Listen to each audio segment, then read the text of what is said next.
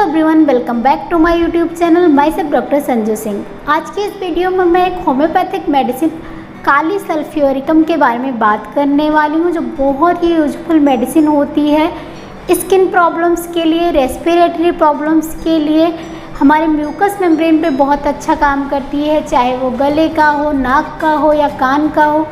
बहुत ही यूजफुल दवा होती है। आज मैं इसी के बारे में आपको बताऊंगी कि कौन कौन से लक्षण मिलने पे कौन कौन सी बीमारियों में आप इसको यूज कर सकते हैं, किस पावर में लेना होता है, कितना रिपीटिशन करना होता है, साथ ही साथ इसके कोई साइड इफ़ेक्ट तो नहीं होते, इसके बारे में भी बात करेंगे। तो वीडियो बहुत इन्फॉर्मेटिव है, अंत तक ज़रूर देखिएगा। चलिए वीडियो को स्टार्ट करते हैं।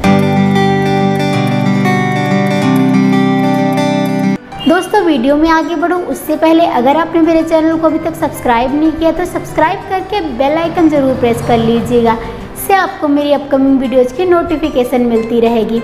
अब बात करते हैं होम्योपैथिक मेडिसिन काली सल्फ्यूरिकम, या फिर जिसको हम नॉर्मली काली सल्फ बोल देते हैं, उसके बारे में। काली सल्फ जो मेडिसिन होती है वो पोटेशियम सल्फेट से बनती है, जो कि एक क्रूड स्टेट होती है। पोटेंटाइजेशन के बाद ये बहुत ही एक्सीलेंट होम्योपैथिक मेडिसिन बन के तैयार होता है, बहुत ही अच्छा काम करता है।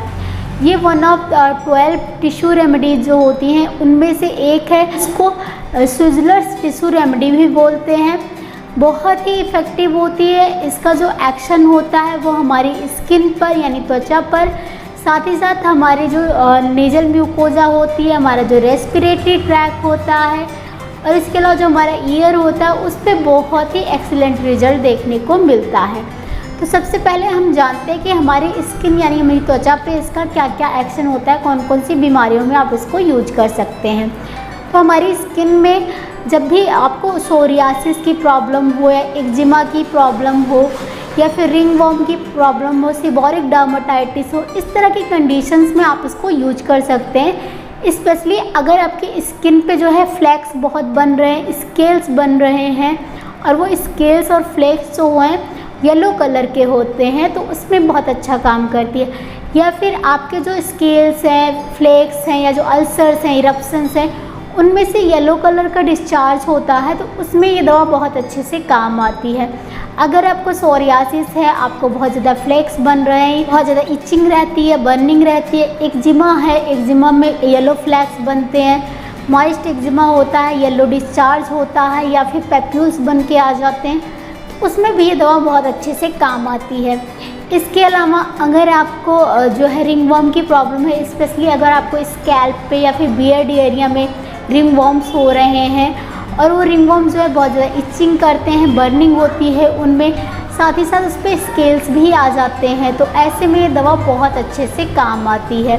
तो अगर आपको स्किन प्रॉब्लम से, स्पेशली जहाँ पे आपको येलो दिखे, डिस्चार्ज हो येलो कलर का, या फिर फ्लेक्स बन जाए येलो कलर के, तो उसमें आप इस दवा को अच्छे से यूज कर सकते हैं। इसके अलावा अगर हम बात करें कि इसका जो रेस्पिरेटरी सिस्टम होता है उसमें कौन कौन सी बीमारियों में आप यूज कर सकते हैं, तो अगर आपको नॉर्मली कोल्ड या कफ है तो उसमें भी आप यूज कर सकते हैं। स्पेशली ऐसा वाला जुकाम जो एक लेटर स्टेज का होता है, जहाँ पे आपका जो डिस्चार्ज होता है वो येलो कलर का हो जाता है, और उसके साथ साथ आपको जो उजीना की प्रॉब्लम हो जाए, या एटोपिक राइनाइटिस हो जाए, यानी आपका जो म्यूकस मेम्ब्रेन नेजल म्यूकोजा जो है उसका श्रिंकेज होने लग जाए, उसकी वजह से क्रोनिक नेजल डिस्चार्ज हो, तो उसमें भी आप इसको यूज कर सकते हैं। इसके अलावा साइनोसाइटिस के केसेस में, जहाँ पे साइनस का इन्फ्लेमेशन हो जाते हैं, उसमें भी आप इस दवा को यूज कर सकते हैं। अगर आपको ग्रीन डिस्चार्ज आता है, हरे रंग का डिस्चार्ज आता है साइनोसाइटिस के केसेस में, तो आप इसको यूज कर सकते हैं। लेकिन अगर आपको जुकाम है, येलो स्लिमी सा डिस्चार्ज होता है, तो उसमें आप इसको यूज कर सकते हैं। इसके अलावा अगर आपको जो इंगॉर्जमेंट होता है नेजोफेरेंशियल म्यूकस मेम्ब्रेन का, उसकी वजह से आपको प्रॉब्लम्स आ रही हैं, डिस्चार्ज हो रहा है, तो उसमें भी आप इसको यूज कर सकते हैं। या फिर आपको एडेनॉइड्स थे, उसको रिमूव करने के बाद आपको नेजल जो म्यूकस मेम्ब्रेन है उसकी स्वेलिंग हो गई है, आपको माउथ ब्रीदिंग की प्रॉब्लम हो रही है, या फिर आपको स्नोरिंग की प्रॉब्लम हो रही है, तो उसमें भी इस दवा को यूज कर सकते हैं। इसके अलावा ब्रोंकियल अस्थमा के केसेस में दवा अच्छे से काम करती है, जहाँ पे येलो डिस्चार्ज हो रहा होता है।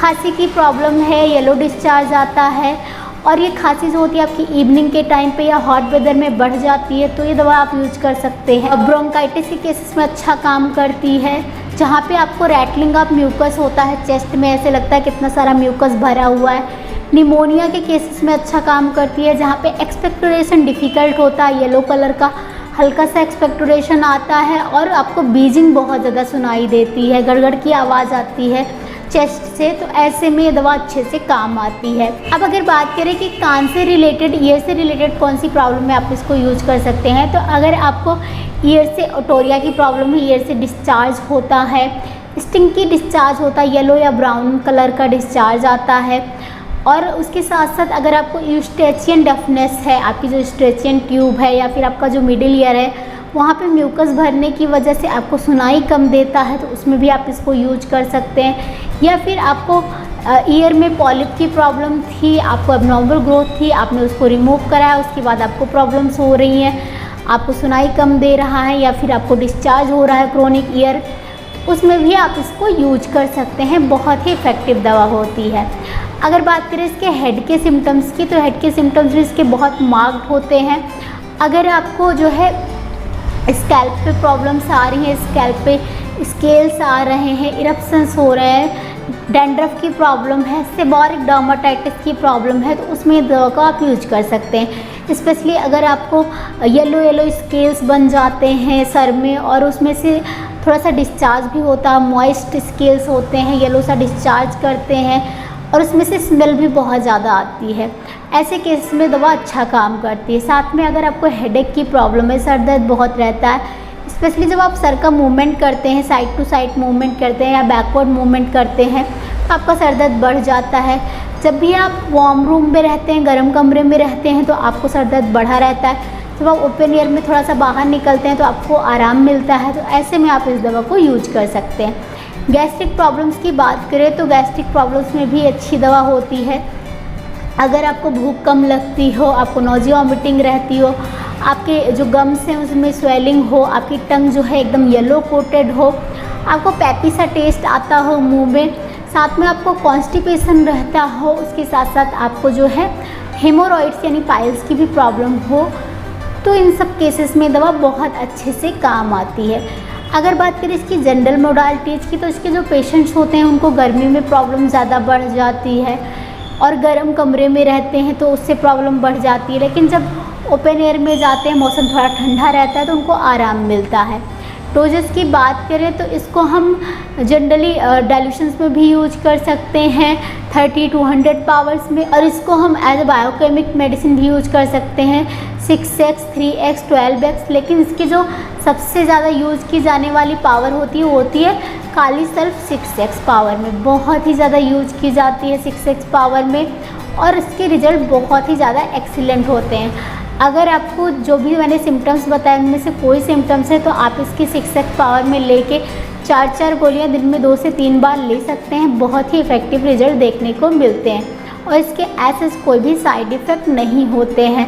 बस दवा लेने से 10-15 मिनट पहले और लेने के 10-15 मिनट बाद आपको कुछ भी खाना पीना नहीं होता, इस चीज़ का आपको ध्यान रखना है। और अगर किसी एलोपैथिक दवा के साथ ले रहे हैं तो उससे कम से कम 1 घंटे का गैप बना के रखिएगा।